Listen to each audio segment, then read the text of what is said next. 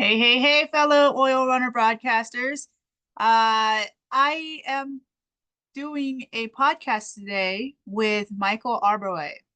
Okay, he is in New York, so you guys should know, and I'm going to read it off my phone. He's an award-winning director, author, writer, producer, and podcaster. So we got to check out what's going on with him. So yeah, we'll bring him in here in a minute when time comes, and we're going to go in with the announcement of there's going to be plenty of people coming on. You still have a chance. Doesn't matter where you come from or whatever.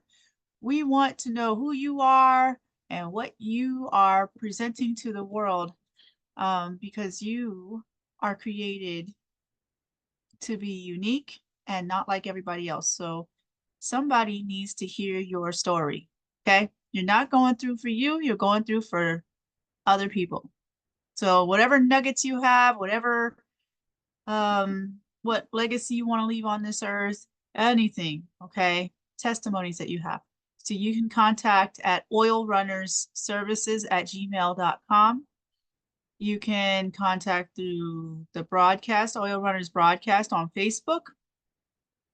We do post the videos on there, the full length videos.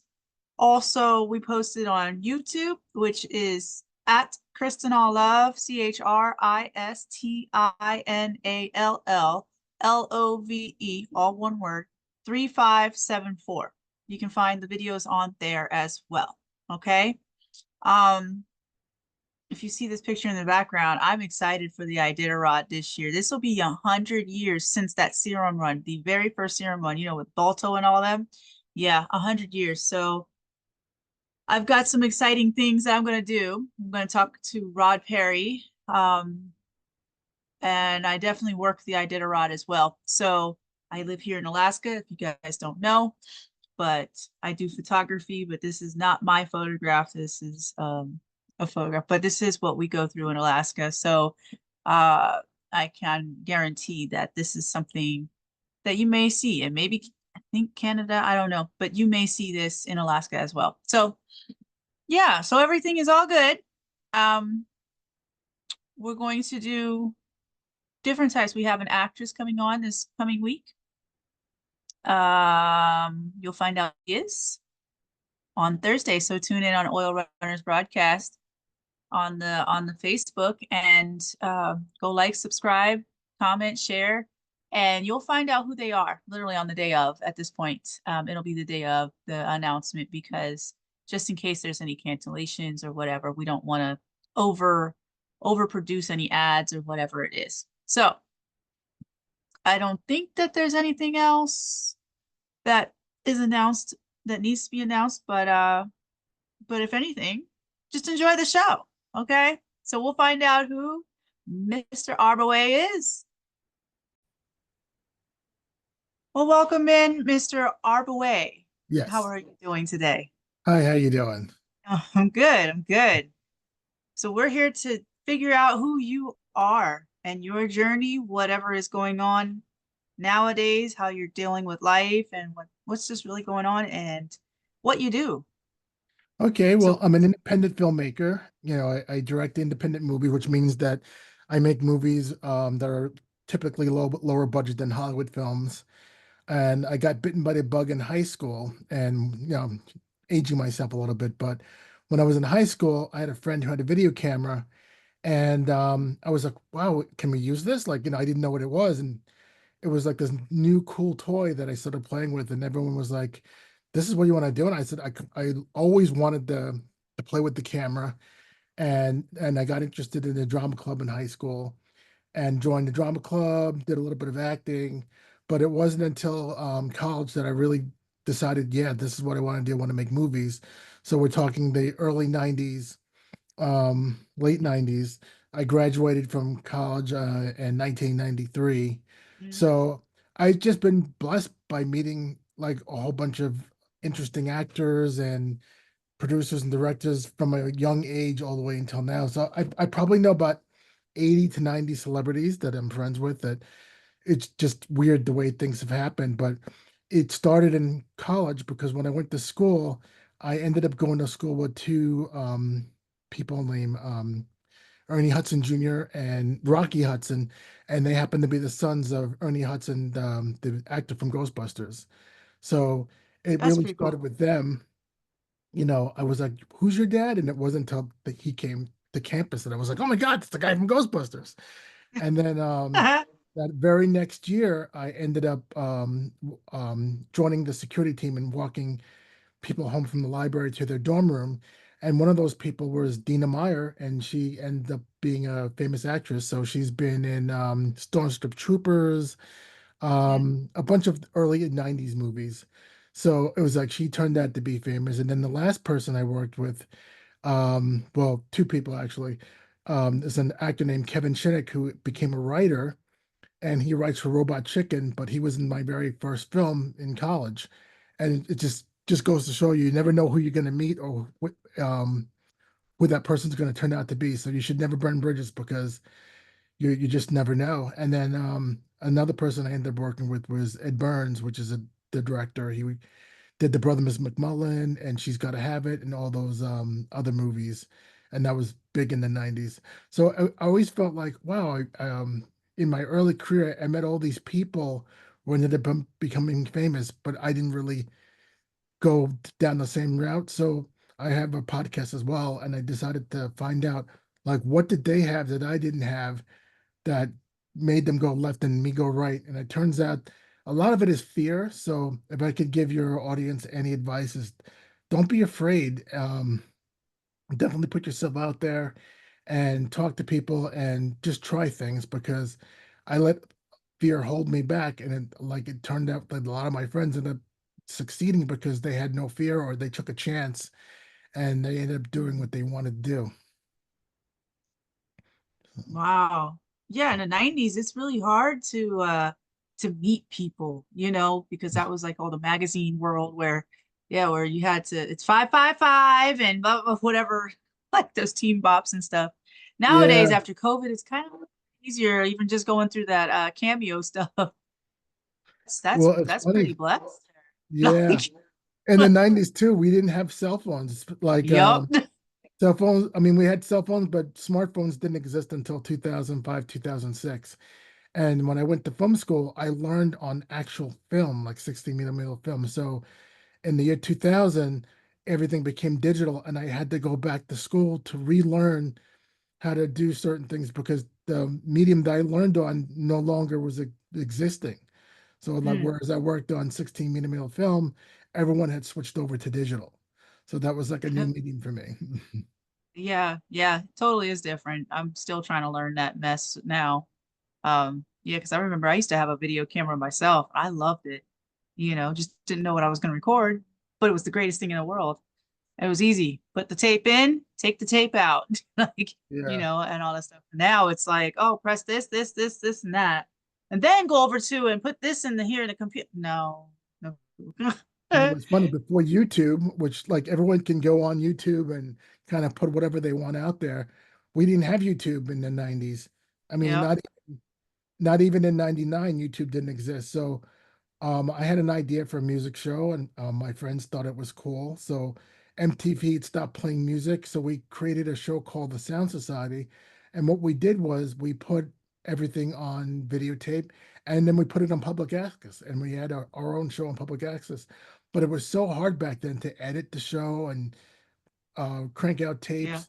It took such a long time. So from 96 to 97, we had that show and we ended up not continuing because it was very expensive to edit the show together because at that time they had non-linear editing. So what that basically means is like nowadays you could just upload everything to a computer and edit it, but in my day we had to edit from tape to tape. So once you got to the third tape you lost a generation of sharpness, so we knew that we had to like edit the show in our head and then try to edit it with the videotapes, knowing that we are going to lose a generation of quality when we put the whole Mm. thing together.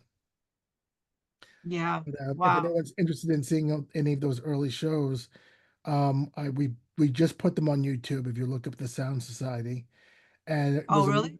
yeah, so it was a music television show. We went around the tri-state area, New York, New Jersey, Connecticut, and we looked for up and coming bands to see if they would become famous. And so, out of the 10 to 15 bands we featured, about five of them became famous. That's pretty cool. Yeah. Who's the So ones it that was, became famous? there was a singer. She was really cool. Her name is Rachel Sage. She ended up playing in Live Affair, if you remember Live Affair, Yes. and she still plays in the city. But I mean, I've known her for like 15 years, and she's always had this really cool quality. She just came off to date myself again. She was on tour with oh, what's his name? Uh Another famous 80s singer. I can't think of his name right now. Howard something. I'm blanking on his name. But she just came Mm. off the tour with him, and she just came back from Europe because she was touring in Europe. So she did pretty well. There was another band called Earthy Dog. So they were pretty famous on the island here in New York. And the other band was Artifacts, which is a heavy metal band, but it had a Mhm. female singer. So that was the uniqueness of the band. Oh, And so they became really well known because there are not a lot of heavy metal bands with a female singer. yeah. Yeah. I think they tend to sound a little bit better too because of that mix of male and female voices in there. Yeah. That's pretty cool. That's pretty cool. So, you are an author as well? Is that what I was reading? Yes. So what ended up happening was being that I love to make movies, like maybe around 2012, I had written a trilogy script, but I couldn't get anybody to make the actual movie, and I knew it was grandiose. And so I had reverse engineered my script into a book, Mhm. and my plan is to write the three scripts into three books. So I just finished the first script into a book. It's called Gods, and it's like a sci-fi fantasy novel. It's about two scientists who end up traveling into the Earth, and they find a whole new world. So it basically take real history and I mix it in with fantasy, and it's a little bit like Journey to the Center of the Earth, but it has Mhm. like all the elements of mythology, and I think it's pretty cool. So originally, the story was written as a script, and I figured, why not just make it into a book? If I can't get the movie made, maybe someone will enjoy the book. And then it might get the movie made after the book. You never Yeah, know. Like, you really never know because isn't that usually how it happens? We yeah, got Wizard of Oz, and that's a movie, and a million different little uh spiderlings there coming out and that, but yeah, I would still say that the movie could come out. They just have to yeah. read it first, you know. Throughout my career as an independent filmmaker, it's just so crazy. I've met so many actors, mostly from the 80s and 90s, but never in my wildest dreams that I would think I'd be working with actors that I idolized as a kid. Mhm. So it started with the second film that I worked on. I shot the behind the scenes video for that. The original title of the film was called I Believe in America. Um, I forget I think it's called American Revolution now or something. But I met a very young Ann Dowd. I met a very young Mhm. oh, what's his name? Roger Guenveur Smith, who was in Do the Right Thing. And Mhm. from there, every time I worked in a movie, especially New York is even though it's a big city, in the film world, it's kind of small. So you end up running into the same people over and over, and you end up working with different New York actors and different crew members. So in 2012, I produced a film called Send No Flowers, and it starred Sean Young, who's the actress who was in Blade Runner and Ace Ventura: Pet Detective. So I never thought I would actually get to meet her, let alone like work with her. So it's been an interesting Yeah. ride. Yeah, right. Like I never thought I'd be in this position either. It's like it's definitely one of those, okay, God, I'm just gonna roll with it. Like here we are. Whatever comes, it comes, right? Yeah. Yeah. So Hello. I think I lost you. You froze there. Oh, you're back. yeah. So I was asking, how long have you been in New York? Has it been all your life or just All my something? life, I was born on Long Island in New York, in a town called Hempstead. And then for a small period of time, when I graduated from college, I lived in LA for like 2 years and I hated it, and then moved back to Long Island and decided that if I was going to make it in the film industry, it wasn't going to be in California because everybody runs to Hollywood, everyone runs to California. I decided I want to Mm. work in New York, and it all started with like Law and Order, working, as a PA in those shows, and then kind of realizing, hey, there's work to be done in New York. Like New York itself was like a backdrop until 9/11, so you can go into the city and film anything, and no one will really bother you until 9/11 happened. Now you've got to get permits and stuff. But you could like anytime you say New York, New York itself is almost like a character in a movie. That's true. Like, Mhm. was it Law and Order? Like I kind of, it was so weird that how new, like you said, it's so weird how like you walk in New York and you feel like you're actually in that movie or show that shows. I'm like, oh, I wonder if, oh wait, they're fake, fake characters. Hold on, and I bring it Yeah. back. That was like the only place in the world that I felt that they brought that New York to life, like that. Yeah, if you remember those early 90s, 2000 films like You've Got Mail, the end of the film was centered around the Statue of Liberty, which is, iconic building here. Before the towers fell, the Twin Towers were iconic. um, the Chrysler Building that was featured in Annie. So it's like you have all these New York movies where even the city itself is a character. Like the television show Friends was based in New York, even though it was shot in California for real. Um, you had that New York feel to it. Yeah, was it the Rock? Is it the Rockefeller that you guys have? Yep. That like Yeah, the Rockefeller iconic Center. Christmas, Yeah. like, and then Central Park. Um, yeah. I mean, yeah, New York is beautiful. That's the one time I would go to New York is for Thanksgiving Day parade. Like that's something I always wanted to do was the Thanksgiving Day parade was to go see it, but that's too many people for me. And then the Rockefeller Center on for Well, Christmas. it does get crowded. Like if you want to go see the parade and really enjoy it, you would have to get there at like 5 o'clock in the morning, stand in line, and basically not move until the parade started around noon. And you'd leave around 3, but it gets pretty crowded. So when I was younger, it would be easier, but like now, like when my kids were younger, I remember we couldn't even get near the tree. Like you would go to see the tree at Rockefeller Center, and there's so many tourists and so many people. You can't even get like we used to be able to take pictures right in front of it. You can't even get close to the tree Mm, now. You're like a block away. You go, there it wow. is. Wow. Have you ever done the parade and go up in the hotels and all that stuff to go watch it or anything? Yeah, when I was younger in my high school years, we went to the parade. Another big thing here is we would do the Halloween parade in the city in the village, and Hmm. we'd go see the Christmas tree lighting almost every year when I was a kid.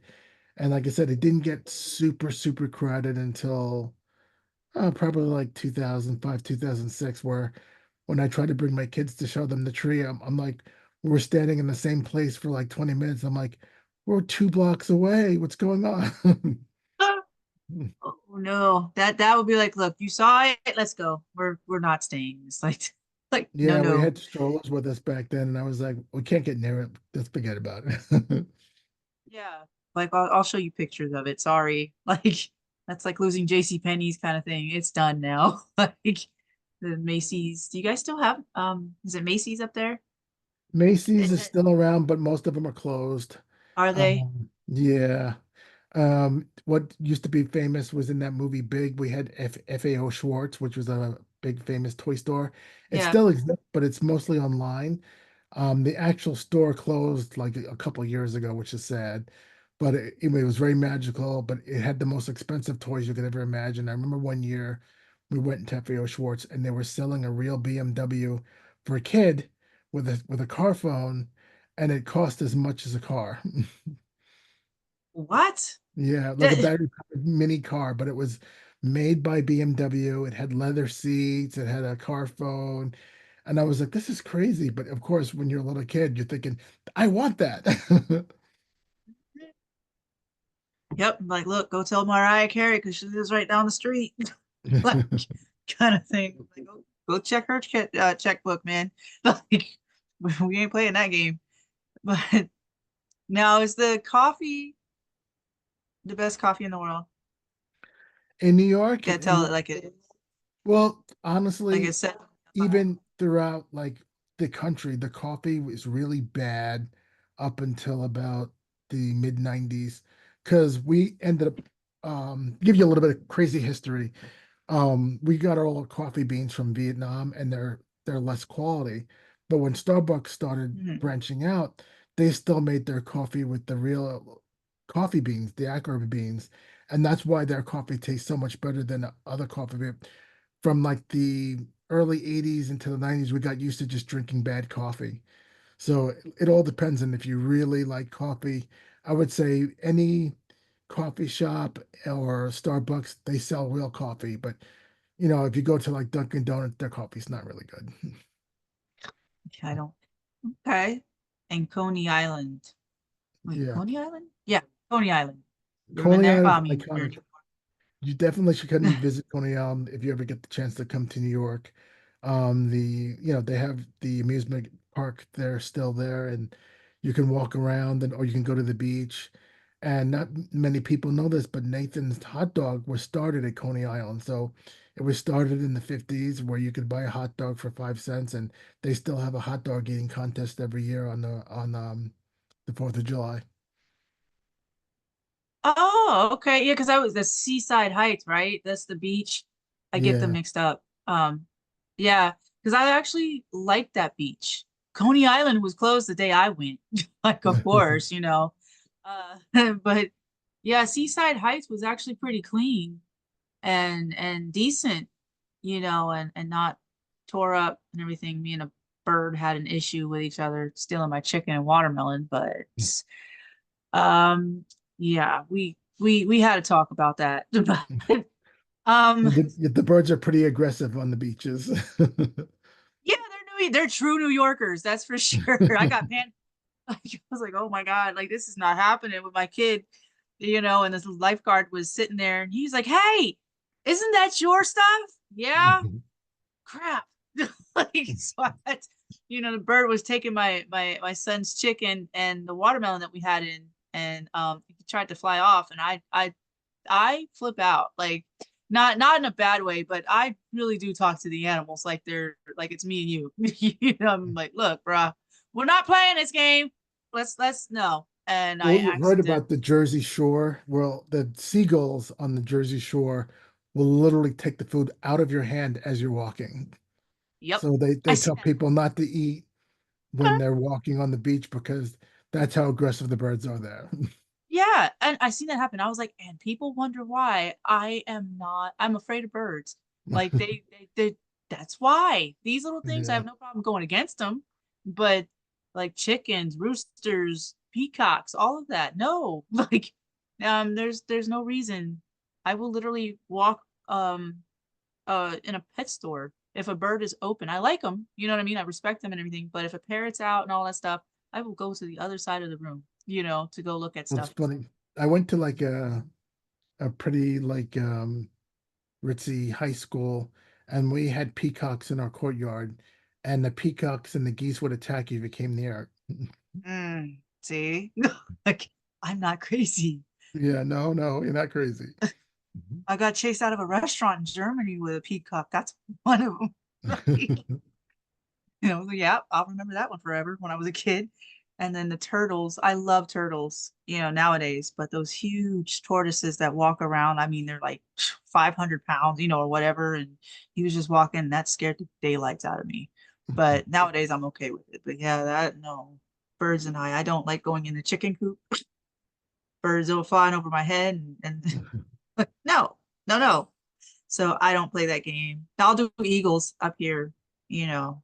I'll let them. I have two of them that sit up on the tree in the winter. So I'll walk under them, take the picture, talk to them, whatever it is, and just sit and eat my food. That's like not a problem. But chickens, no. You end up on my table. Plain and simple. Like, so have you traveled outside of New York at all? Well, I mean, of Um, course you did to yeah, when I California. was younger, I spent some time in England and Scotland and Ireland. My daughter's in England right now. She's studying abroad.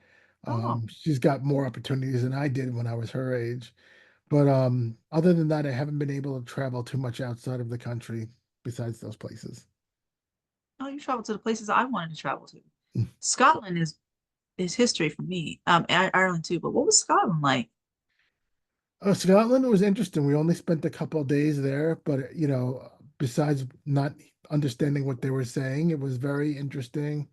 Um, Like if you ever saw the Highlander, I finally understood what they meant by the Highlands versus the Ah, Lowlands. yeah. And like in Ireland, it's like when they say Ireland's made of 100 different colors of green, it's so true. Just walking around the countryside, we saw all these different shades of green in the grass and the trees, and it was really beautiful. Wow. What about the England? England was interesting, but England's a lot like New York as far as that London is like New York City. It's busy. Except for the only difference that I've noticed between like Europe and America is that America's unfortunately we have no history. We tear all our buildings down and we build new ones and we build new ones. But when you go to England, you can Mhm. go and see really old buildings because they don't tear them down. I would say Right. that's the only difference. Like when you go to London, when you walk around in England, if you get to go to Manchester, you can really see the history of those towns because the buildings are so old. Whereas you won't see that in New York City because nothing lasts more than 50 years. They tear it down and build it up and tear it down and build it up. Yeah. That's something I did like because Germany's the same way. You got buildings that are over 300, 400 years old, and the cars are few versus here. Yeah, I can see that. And I like that. And I think it's because of like the king and or the queen that, she kept that originality in there, most likely, and it's Yeah, history. History is very important because you need to know where you come from in order to strike the oil, you know? yeah, So, but yeah, I wish America would keep its history as well, because that's kind of cool. Like to really read. I don't even know sometimes what I'm reading. I mean, I know what I'm reading, but I don't know if it's true. It's yeah, something to go back it up. You know what I mean? Like versus like you said in England, you can go back it up pretty much and like, oh, cool, same picture, like just yeah. 2 more chips in the building, like kind of thing. Oh man. And you were saying a while ago, um, about the Godfather. Mhm. Well, Yeah. So what's your basically, history it's with that?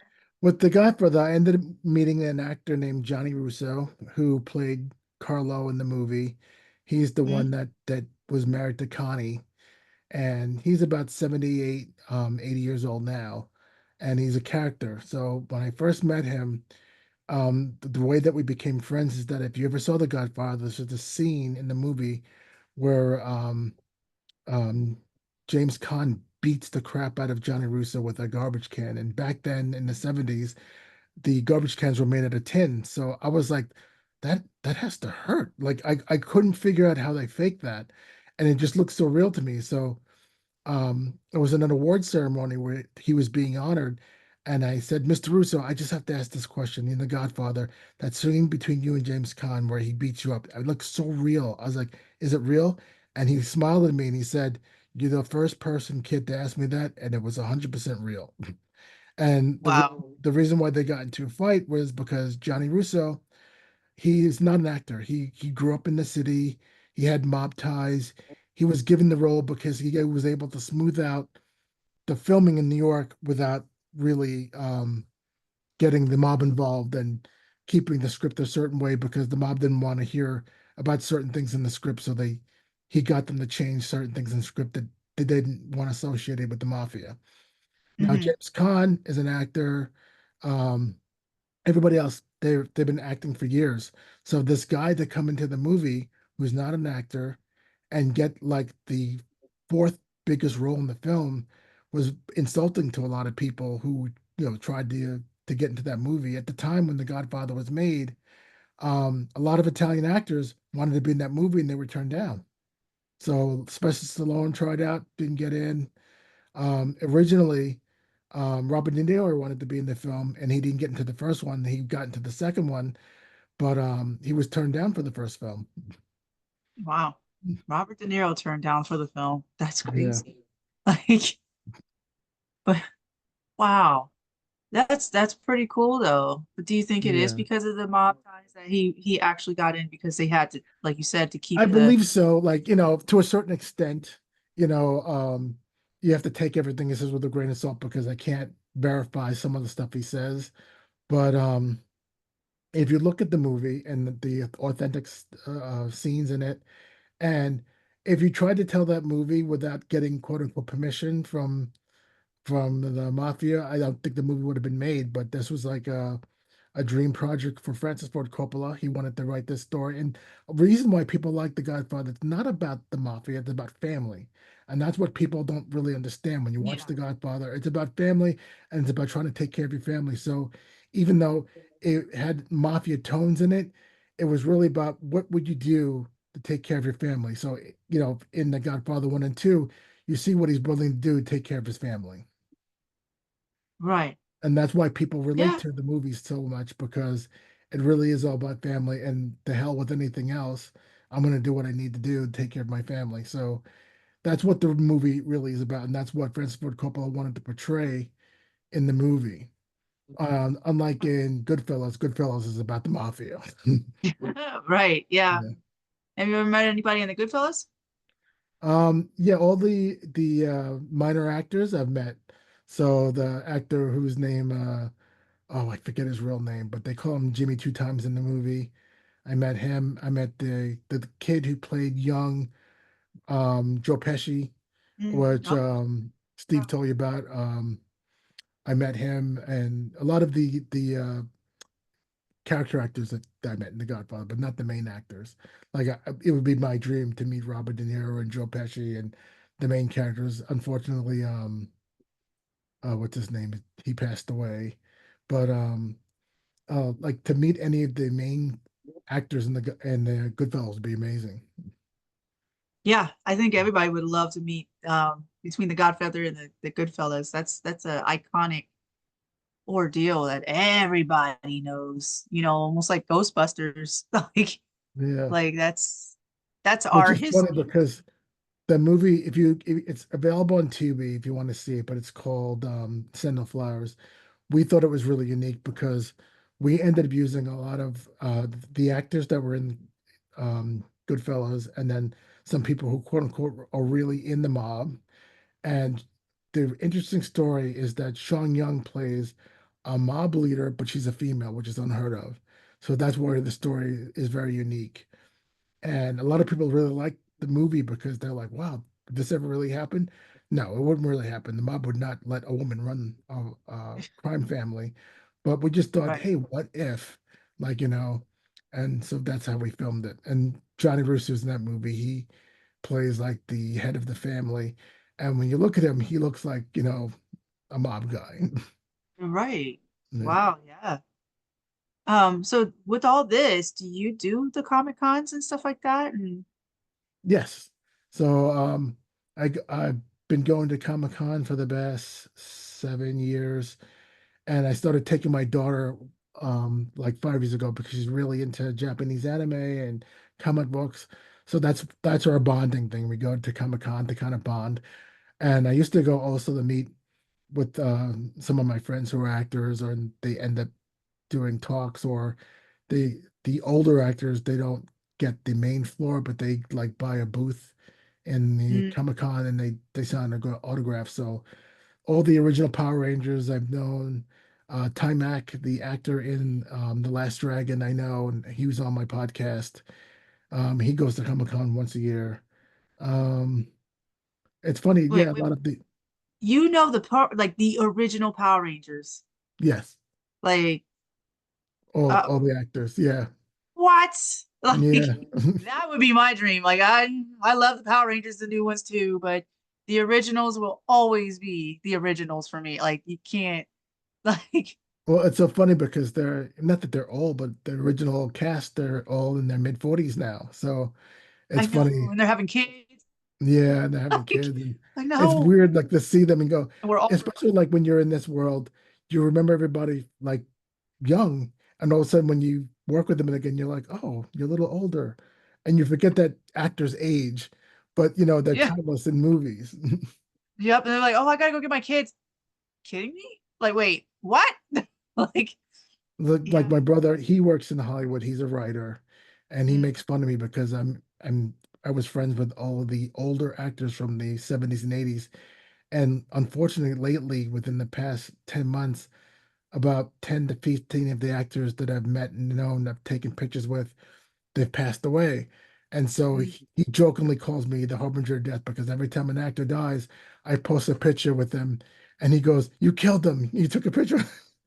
The last one just being Tony Todd, who just passed away this past weekend. But I had met let's see, uh what's his name? John Amos, from Good Times. I had met him Yeah. at a But Comic Con, and I invited him to my film festival, and we awarded him with a lifetime award. And wow. like all the older actors, it's really crazy. Like so, the what's his name? Burt Young from Rocky. Yeah. I met him. He just passed away, unfortunately. Uh, what's his name? Yapakoto, who's a pretty famous actor from the 70s and 80s, who's black. I met him. He passed away. So it's kind of sad. So the joke is like, and then I was fortunate enough, about 10 years ago, I worked on the last Celebrity Apprentice. So I got to Mm. meet everybody that was in the last cast. So I met Olivia Newton-John, who passed away. Geraldo Rivera, he's still alive, but I met him. I Vivica forgot A. about him. Fox. Yeah, What's Vivica like? very nice, so down to Yeah. earth. Like you would never think, like like it's so funny. Like with the actors I met, like Liev Schreiber as well. And it's so funny when I met them, they actually introduced themselves, and I'm like, "Well, I know who you are." Like when I met Liev Schreiber, Right. he goes, "Hi, my name's Liev." I'm like, "I know," but just to the fact that they just introduced themselves like a regular person is really amazing. Yeah, that throws me apart, throws me off too. Cause I'm like, I can't even fangirl right now. Like, you just totally are humble and respectful. What the heck? Like, Yeah. and I like that because you can really get to sit down and talk to them and just be like, you know what? Okay, we could talk about life issues or whatever, and I mean, one of them, was it Claudia Christian? I told her literally, I said, I'm just fangirling. This is it right here. Like, this is it. I don't normally do it. I do like some people. Um, I said, but I was like, I just seen you on TV the other day. You know what I mean? I'm just like, and all that stuff. But we were talking, and she ended up giving me her book, but she ended up telling me her story. And we ended up talking about, rapes and drugs and alcohol, and she has my doctor's number. Like, you know what I mean? And I'm like, is this real? Like, what the heck is going on? And to be able to do that and to connect on that kind of a level, to be able to help people who want to help the communities and stuff like that and whatnot. It's great, you know. Yeah. It sees a different side of the people to humanize them versus just seeing them on TV or the character, in character. Still is kind of cool though, but like, you It's funny. know. Like I try not to be a fanboy, but when when I met like I said, I met over 80 actors and actresses, but one of the first actors I met was Anthony Michael Hall, and that was Mm, right after 9/11. So when I met him, I was like, "Oh my God, it's Anthony Michael." And like I grew up watching all those 80s films, so yeah. that was probably the first time I really embarrassed myself in front of a celebrity because Nice. I couldn't even talk. But since then, like I realized like some of the celebrities, they're just people, and when you're doing work, you're just working together, and people are just like, "Oh my, how did you do that?" And just like, well, just Be you, yourself. and yeah, like you're doing a job. It's not even like Like for like most people, it's like, wow, you met this person, but I'm just like, oh, they're just so and so. Yeah, like I met you too. So like yeah, who did I, Bart Simpson. I can't think of her name right now. But the lady who Cartwright. plays Bart Simpson. Yes, Yeah. she was really cool. I didn't know who she was at that point in time because it was like my first Arctic, or not Arctic, but first Comic Con in Pennsylvania. And I just was like, all right, I'm just gonna go here and see what's going on in this place, right? And I got to meet her and just was talking to her, and I was like, wait, you're who? This is what you're Bart? No, what? He's iconic. And she's like, yeah, and she plays what's his name on Pokemon, the kid, uh Mhm. Ash. She Yeah. plays Ash. I was like, and I'm trying to picture a female doing a guy's voice, or the kid's voice and stuff like that. Like that's pretty cool. Like that's when I fell in love with like that acting, was it the voice acting kind of Mhm. thing. I was like, Well, it's funny. A okay. lot of the teenage boys and kids in cartoons and animes are women. Yeah, Mhm. I did notice that. And I was like, that, how in the world do they do that? Like that's crazy. Um, that and the guy from Arrow, the guy that plays Arrow, and then Flash's mom, who died in the beginning of the movie or the show, she Mhm. was there too. And I said, huh, all right, cool. Like same time, we'll just hi kind of thing. I didn't know anything about nothing, but I knew the shows and all that stuff. So it was kind of nostalgic, but I said, you know what? I fell in love with Comic Con at that point, you know, and how that rolls. And um, but man, do you have any nuggets that you can help, like with anything that in your life that Yeah, I mean, basically what I was saying before is that don't let fear stop you because in the beginning of my career, I let fear stop me a lot of times. And then when I realized I succeeded, it was because I didn't care or I wasn't afraid. And I said, if I'd only done that like 6 years ago or 7 years ago, my life would have been completely different. Like when I first worked in the industry, I was kind of shy and I didn't want to step on anybody's toes and I didn't want to do anything. Now, like if I see somebody, I just go up to them and introduce myself and say hello. And one of the craziest stories is that have you heard of that show $1 Million Listing? the $1 Million Listing? Yeah, I've it's a heard of show. it. I never saw it. It's a show about real estate agents who or they they make huge amounts of money selling Mm. property in New York. One of the agents was an actor that I knew, and I didn't realize that he'd become this millionaire selling real estate. So his name is Ryan Serhant, and I worked on a video with him. And it wasn't until years later I went, "Hey, I know that kid," and I realized that was the kid we put in our video. So it's like you just never know. Like now he's a multimillionaire, he's making way over six figures. He does book tour. He wrote 3 books. I mean, he's just got an amazing life now, and it's all because he realized that he wasn't going to be like the next Brad Pitt, but he really liked real estate, and he at first got his license because he just wanted to make money and you know make the rent, but it ended up being a career for him. So I was I was just saying that you should never be afraid to do something or don't be afraid to pivot. If you have a lifelong dream that's not working out, um, don't be afraid to pivot and try something else because that might be your calling. So a lot of kids when they're in high school, they're afraid to do this or do that, or they don't interact with people. And a lot of times it's just fear that ends up stopping them. Like, what's the worst that can happen? Like, you're not going to die, So, what, Mm. you might be embarrassed. And if you get a no, 90% of the time, you're not going to see that person ever again. So, don't be afraid of no. Just go out there and, you know, be yourself and take chances. So get rid of the fear of rejection Yeah. I and mean, be if you think okay. about it, what's there to Yeah, be afraid of? Because even if you're rejected, chances are you're not going to see that person again. You might as well just go for it. true. Yeah. and learn from the what if you got a no, it's not a no forever, Right. but learn that little, that's what I had to learn too, was to learn, okay, so what did I needed to do to fix that, to put it into the next situation.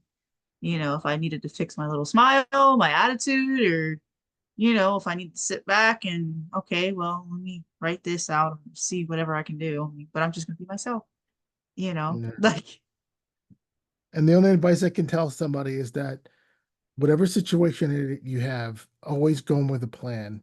90% of people that don't have a plan don't end up succeeding because they never had a plan. Even if you have a crappy plan, if you execute it, you'd be surprised how much you'd get done or how much you would succeed just by following your plan, even if it's a stupid plan. I mean, it could start off being saying, "Oh, I'm going to go to the gym every morning," and then if you plan it out and you do it, you'll be surprised in 6 months, like, "Oh wow, I'm in shape." Like I didn't think that would happen, but they even did a study at Harvard about like 10 graduates who had a plan and 10 graduates who didn't. And anyone who had a plan, even if it was a mediocre plan, they ended up becoming multimillionaires and really happy. And the people that didn't have a plan kind of just coasted through life, living day by day, and then they had no real focus. So if there's one thing I could offer as advice is that just plan whatever you're doing, just plan it out because even if it doesn't go according to your plan, some aspect of it will work out. yeah, and it may change your life forever. Yeah, Yeah, going with the plan. I've been on both sides of that spectrum. I don't know about you, but I've been on that yeah, that whole living here and now. But I couldn't even hold a plan back then. And it is a huge difference. Even just taking out like your calendar, you know, and that was hard enough. I'm following that at least. Like, but I'd rather have that plan, yeah, the structure, and delete what's not good out of there. Really look at it. It's a lot of work, and a lot of people don't want to do all that just to put me through it. mhm. Um, but yeah, to have a plan. So in the industry, how going with the plan, the business plans, what is that necessary, or is it a whole different? It is necessary because what people don't realize, especially working in film, is that it's a business, you know, and that if you don't have a plan, you're going to mess up, you're not going to get things done, you're going to forget to do things. Even if you're on the artistic side of filmmaking, let's say you're a cameraman, if you don't have a shot list, you're not going to get everything you need to film. The crazy thing that people don't realize is that it takes weeks and weeks and weeks to make just a 2 hour movie.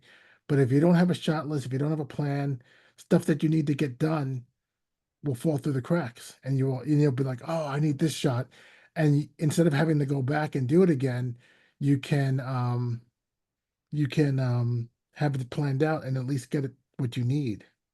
So just for Mhm. example, with me, it's like if I try to film something on the fly and I don't have a shot list, I might need a shot of somebody walking in the street, and I might forget in the moment that that's what I need. And then I go to edit and go, oh, I don't have that shot, and I have to go back and find somebody else to do. And it's very hard to get the same actors and everyone else involved if you don't have a plan.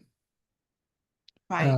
On the business side of filmmaking, you know, if you're asking a producer to invest money into your project, why would they give you money if you don't have a plan on recouping some of that money? Like a lot of filmmakers, they have the plan of they want to make a movie, they write a script, and they try to raise money to make the script, but they have no plan on how to make money or how that's going to be beneficial to somebody else. Like you can't just ask somebody to throw their money away if you don't have a plan on making the money back. So that when people get kind of tired with Hollywood and everything, the reason why they're making all these sequels and prequels is because you have a built-in audience that is familiar with the show or idea. And so the Mhm. plan is to bring in the old audience and make a new audience, and in the interim, make some money doing it. But if you don't have a plan to do it, you end up throwing your money away. or your film ends Oh, up sitting on the shelf for years and no one sees it. right. Okay. So would you be able to give us an example of like if say if I came in with just a what are you if I with a plan, like I have a movie idea. I have nothing else, but this is my first time ever.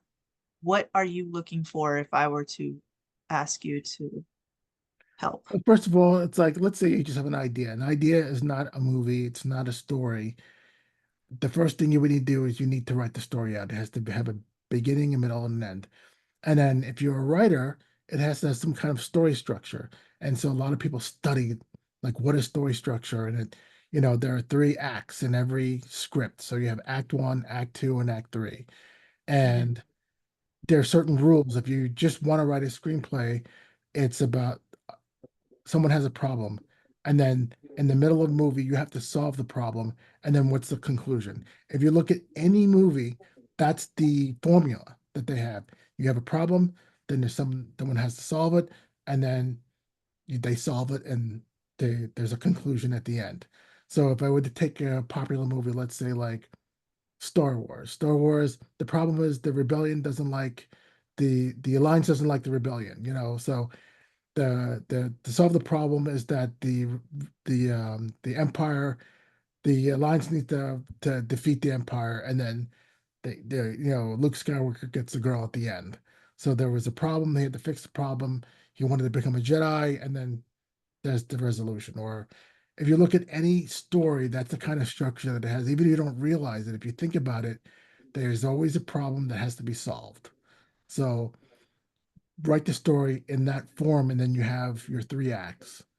Then you would go to either a director, or if you're going to direct yourself, then you have to know what is important in the story for people to see and really plan it out. Like in this scene, there's this, and then in this scene, there's something else. And there has to be a lot of people just write from the top of their head, and they have a great beginning, an interesting middle, but they don't know how to end it because they never planned it out. Before you even write this script, don't write from your head. Write out the story. This is the beginning, this is the middle, this is the end. You always have to have a conclusion. A lot of people don't even have a conclusion because they're just winging it, and they're just like what I tell people is that you're just listening to the voices in your head. Like everyone who's a writer is a little bit schizophrenic. They have the voices in their head, and they're listening to the voices and writing the story down, but they have no idea how the story is going to end. And then when they hand in the script, someone will read and go, "I liked it, but it didn't have a good ending." And unfortunately, that's what like M. Night Shyamalan does that a lot. Like he did a great job with The Sixth Sense. It had a beginning, middle, and end. But a lot of his other stories, he didn't know how to end it. Like in the movie Unbreakable, it had a great beginning, an amazing middle, but then it's like he ran out of ideas, and then it was like, and this happened at the end. Like when you watch the end of Unbreakable, you're like, what? What is that? Like you had this great build up, and then it falls flat. Right. Yeah. Like, and then it makes millions somehow. Yeah.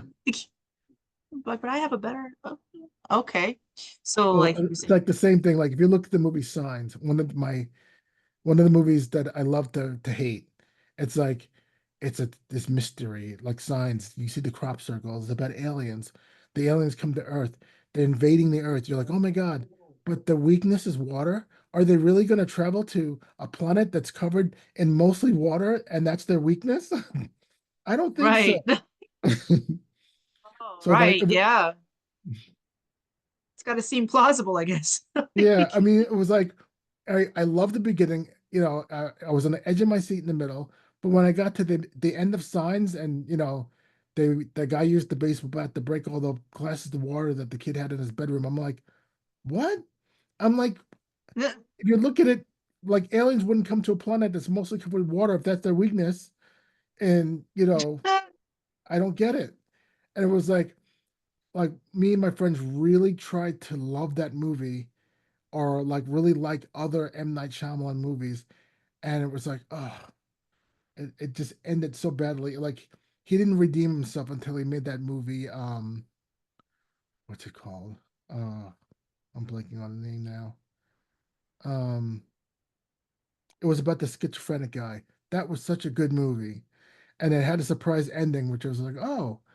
But then, of course, the sequel, it fell flat. Is that the schizophrenic guy? I like a Yeah, lot of mental health movies. I'll look it up.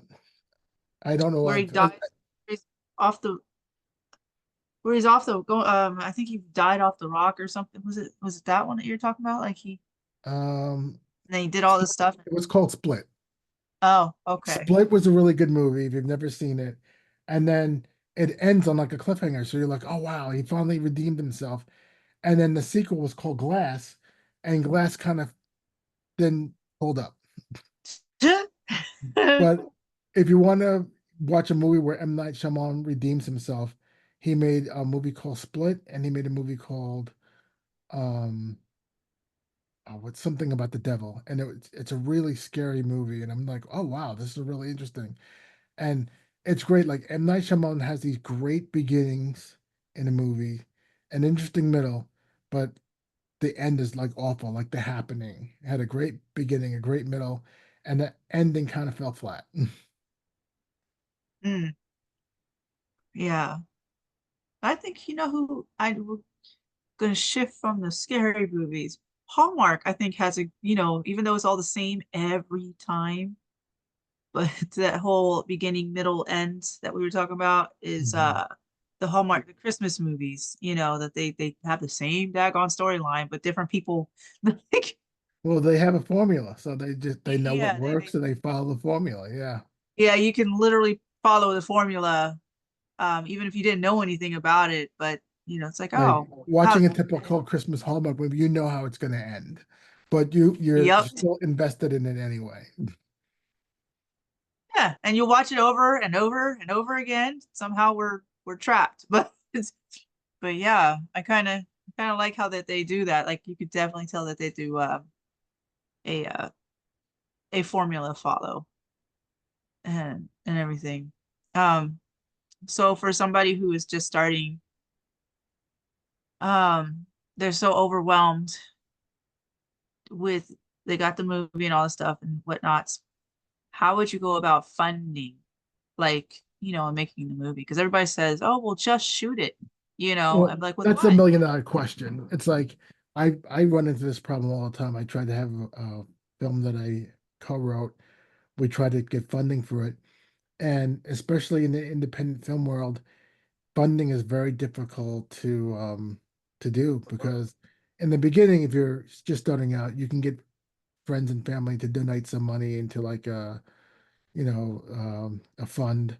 But if you've done it more than once, it gets harder and harder because people are like, well, the other movie you made didn't make money and we invested all this money into it. And, that was supposed to be your passion project and it didn't turn out the way you wanted it. And a lot of times you end up self-funding it because, people, not people, they don't get tired of it, but they want to see results. So Hmm. it was like, when I first did a funding campaign to make a movie, it was like my story, like I didn't get full funding because people didn't understand the story because it was a fantasy film and it was an action film. And when I showed them my plan, I came across the same problem. I really didn't have a plan on how I was going to make money with it. But Right. did my documentary, that got funding because people can relate to it more and they saw that I was looking for a solution. So to make a long story short, when I was in my mid 40s, squatters moved in next door to my house when my kids were really, Hmm. really young. Right after Superstorm Sandy, my neighbors were like, we have a whole bunch of medical bills, won't be able to pay it.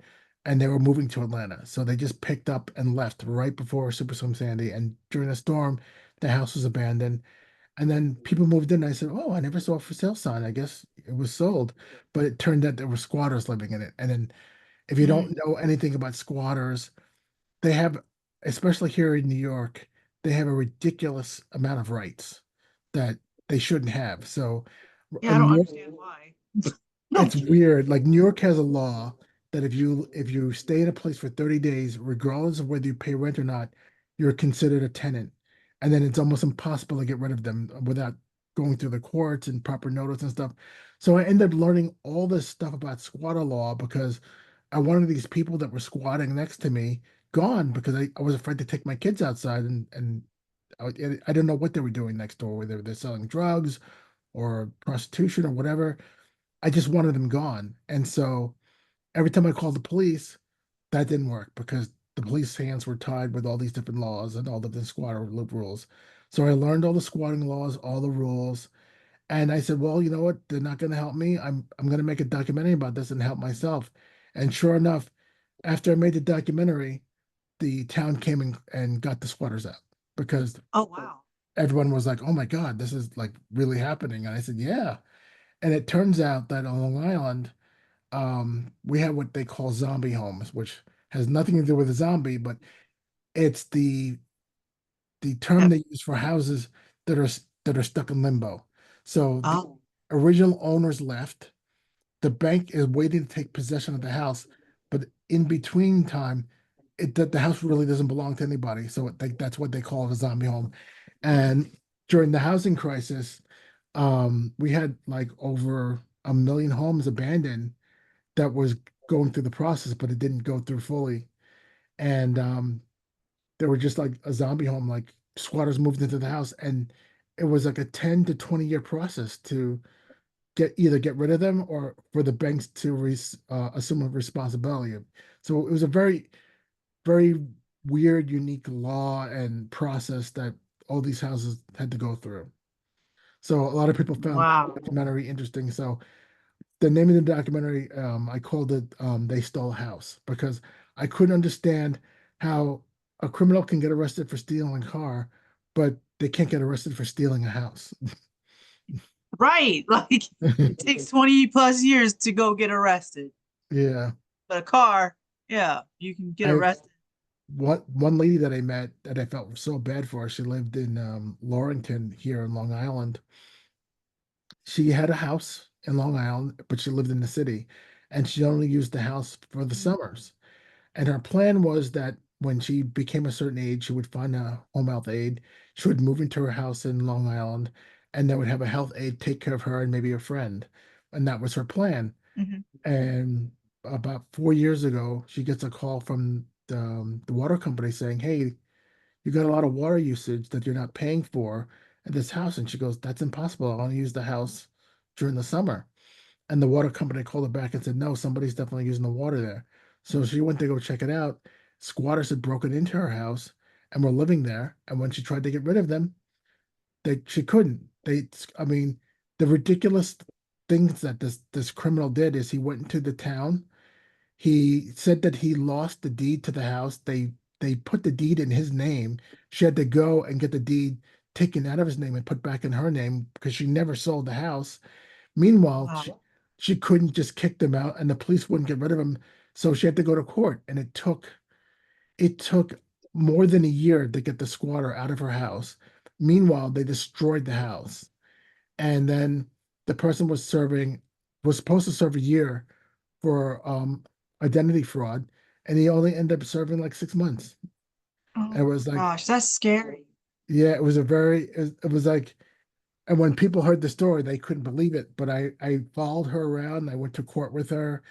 And when you see the pictures of her house and what it used to look like and the picture, I was like, "Oh, this is so bad." And Man, like, but my problem was I didn't own the house next door, you could be so sitting there, yeah, or waiting behind your mirror or so, or have a hole in the wall or something, just waiting, and just utilizing your house while you're sleeping. It's like, wait, no, no, no.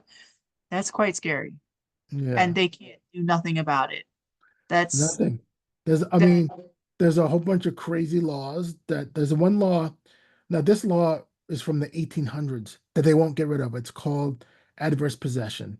So Mm, you have a neighbor, and let's say for years you didn't really know where your property line was, and they were taking mhm. care of this part of the property, but technically you own that side of the property. The neighbor can say, "Well, I've been taking care of this side of the property for 10 years, so it's mine." And you would have to go to court to reclaim that part of the land. And he's fighting, saying, "Well, you never took care of it. I took it over." And there's a law called adverse possession where if you take care of a property for a certain amount of time, it's yours. Wow. Oh my Yeah. gosh. That's too much. Uh, man, I gotta look into our laws up here in Alaska then. Like to see if, I know the squatters we have that, but um but I know New York has it worse than us. Like I Yeah. know like top dogs when it comes down to things. Um I call Alaska puppies. When it comes to people thinking they're in gangs and shootings and all that stuff, these are puppies compared to New York and Harrisburg. Just Mhm. saying. And Philly. Yeah. Like those Yeah. three. I mean, I dealt with no, I'm like, yeah, you guys are just little puppies. You don't know what you're doing. Like at all. I mean, yeah, I'm sorry that, people do get shot and all that stuff, but I didn't even know we had a SWAT team. Let's just put it that way. Until recently. I was like, where did they come from? Like, okay. But man, that's crazy. I I couldn't. That would drive me nuts. Um, well, is there a legacy that you would like to leave to everybody?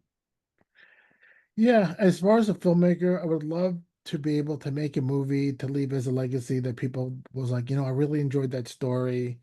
That story moved me, and I would like to be remembered as far as that as a filmmaker. Just in my life, I hope that I've been a decent father to my two daughters and a good husband to my wife, and I hope that my legacy lives on within them, and they're able to pass on like my traditions to their kids and so on and so forth. So that's my ultimate dream. Okay. That's a really good dream. Completely good dream. If you could pick anybody to act out, or gone or whatever, if you could choose an actor, somebody to play you in a movie, who would you like to make your life movie? Who would it be? Mm. I'm not sure. It's so funny. There a bunch of actors that my friends say that I look like that I don't believe them. Like when he was alive, people said I looked like a young Sidney Poitier, which I never saw. Um, and then there's that actor in what's the name of that movie? Tomorrow something. The Tomorrow War. People say that that actor looks like me a little bit, so I figured maybe I might have him play me. I have to look up his name because I don't remember it. Let's The Tomorrow War. Would your movie be a comedy or a drama or what? Oh, What definitely a kind of, comedy. oh, yeah? Yeah. I mean, I'm always a character. I like making people laugh, so I think that would be the way to go. That'd be cool. Oh, I can't find it. Is it the day after But tomorrow? Is that the one? um no, it's the one that was on Amazon and that was set in the future and they did like time travel. What's it called?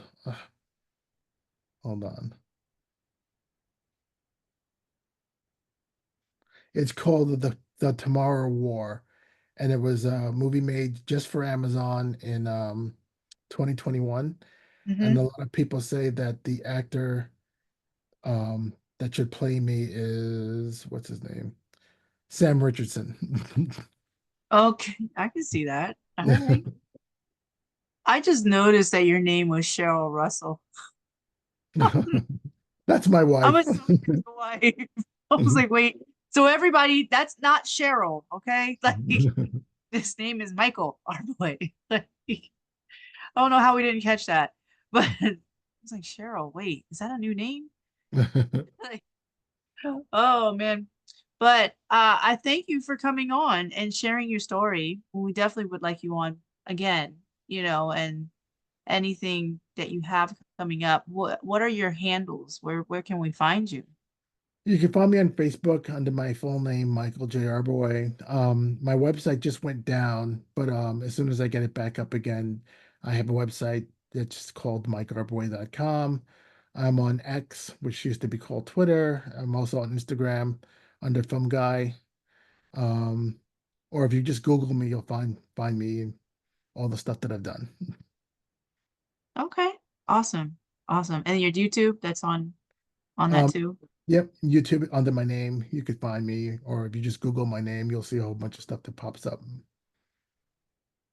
Okay. Wonderful. All right. We thank you for being on and sharing your story.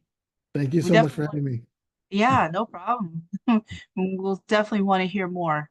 Abs Absolutely want to hear more because I got some other stuff I want to do. So we might have a panel on too. Like, Okay, sounds good. Thank all you so right. much for having me. Yeah, thank you. All Oop. right.